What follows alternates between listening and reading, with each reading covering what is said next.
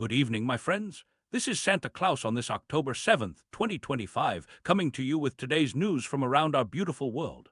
2 years ago today, we witnessed terrible violence in Israel that began a conflict that continues to affect so many precious souls. Let us hold all those suffering in our hearts as we review today's development. There seems to be a glimmer of hope in the Middle East peace process.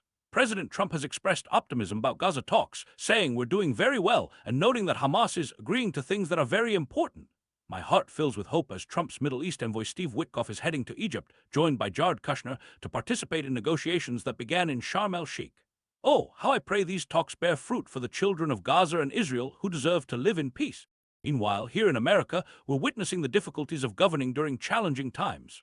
The government shutdown is approaching 1 week, with President Trump showing signs of openness to negotiating with Democrats over health care subsidies. Senate Democratic leader Chuck Schumer has indicated willingness to come to the table. I do hope both sides can find common ground soon, as many families depend on government services during these autumn days. Speaking of challenges, American importers are facing uncertainty about possible tariff refunds if the Supreme Court rules against President Trump's tariff policies. The government could potentially owe back $165 billion in customs duties, but the process might prove complicated. One small business owner, Harley Sittner of Peace Vans in Seattle, expressed doubt about ever receiving refunds. We must remember that behind these policies are real families trying to make a living. Turning our eyes across the Atlantic, France continues to experience political tumult with Prime Minister Sébastien Lecornu's resignation, the fifth prime minister to depart in just 3 years. His was the shortest tenure in modern French history. President Macron faces mounting pressure, and I can only imagine the anxiety this causes for the good people of France who deserve stable leadership. In Germany, most troubling news has emerged about the newly elected mayor of Herdecke, Iris Stalzer, who was found with multiple stab wounds and remains in critical condition. This mother of 2 teenagers was discovered by her son, a truly heart-wrenching situation. Let us pray for her recovery and for comfort for her family during this dark time. Over in Madagascar, youth-led protests continue as President Andry Rajoelina appointed Army General Rufin Fortunat Zafisambo as the new prime minister, hoping to restore order. The protest movement known as Gen Z Mada has given the president 48 hours to resign or face a national strike. Rajoelina has called for a national dialogue to address grievances. May wisdom prevail and may the young people's voices be heard without further conflict.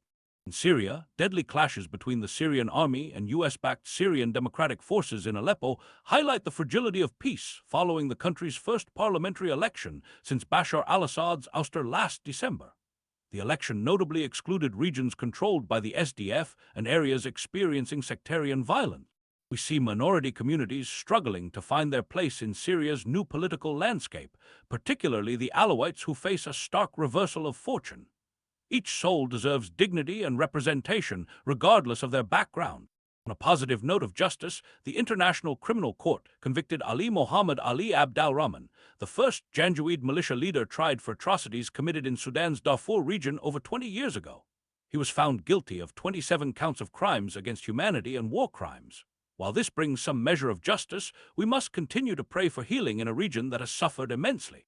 Closer to home, American power companies are planning substantial investments, nearly $208 billion in 2025 and more than $1.1 trillion over 5 years, to strengthen our electrical infrastructure. This will help meet rising demand from data centers and support economy-wide electrification. Though the costs are high, reliable power brings comfort to homes during both winter chill and summer heat. Finally, in Pakistan, security forces are battling a resurgent Taliban insurgency in the western mountains, the most significant terrorism threat the country has faced in 12 years.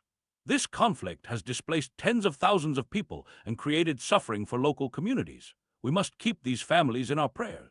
As we reflect on today's news, I'm reminded that even in our divided world, we are all children of the same creation, deserving of love and care. Whether in Gaza or Pakistan, France or Madagascar, may we look for ways to bring peace to our troubled world. From my workshop at the North Pole, I encourage each of you to be bearers of hope and kindness in your communities. Good night and God bless you all.